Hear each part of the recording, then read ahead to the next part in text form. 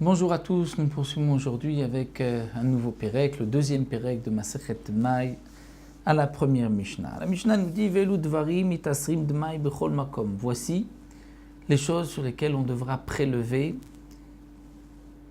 Trumot ou Masrot pour ce qui a été acheté d'maï d'un Maharetz, d'un ignorant. On ne sait pas si les Trumot ou Masrot ont été prélevés. Dans ces cas que nous verrons, les fruits que nous verrons, on doit, dans n'importe quel endroit, là où on les achètera, il faudra prélever les Trumot ou Masrot. Voici des choses, mitasrim d'maï bechol makom, dans tout endroit. Voici des fruits où n'importe où, là où on les a achetés, même au-delà de Kéziv, comme nous l'avons vu dans le premier pérec, où normalement, au-delà de Kéziv, il n'y a pas d'obligation de prélever sur une récolte de maï, mais sur les fruits que nous allons voir, on est sûr que ces fruits proviennent d'Eretz Israël, et donc il faut prélever puisque ça a été acheté d'un Maharetz. Adevela, des figues. Une figue sèche, c'est Devela, Vatmarim et les dattes.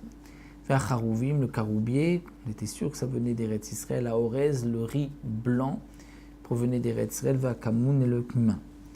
Mais à Orez, chez Bechutz à la Haaretz, Kol HaMishtamesh Menu Patour. Le Orez, le riz qui provenait de Chutz la Haaretz, tout celui qui l'utilise même en Eretz Israël, on ne prélèvera pas, bien sûr, de Trumot ou Masrot, puisqu'il n'a pas poussé en Eretz Israël, et on est sûr de le reconnaître, comme nous explique le Barthénora au nom du Yerushalmi, que celui, c'est le Israël, le Farshim qui explique que celui qui provenait d'Eretz Israël était blanc, alors que celui qui venait de Chutz La'aretz était plus rouge, et donc on ne risque pas de le confondre, donc c'est pour cela que on prélèvera uniquement sur ce que on est sûr que ça vient d'Eretz Israël, on prélèvera dans tous les cas, même au-delà de Kéziv.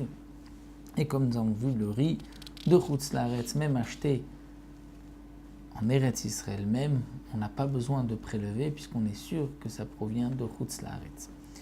Donc même si le Hamaretz ne peut pas nous dire d'où provient ce fruit, puisque comme nous le verrons par la suite, on ne peut pas faire confiance au Hamaretz, et nous verrons dans la deuxième Mishnah quelles sont les conditions pour être un homme digne de confiance. Ça, nous allons le voir dans la deuxième Mishnah, Bezrat Hashem.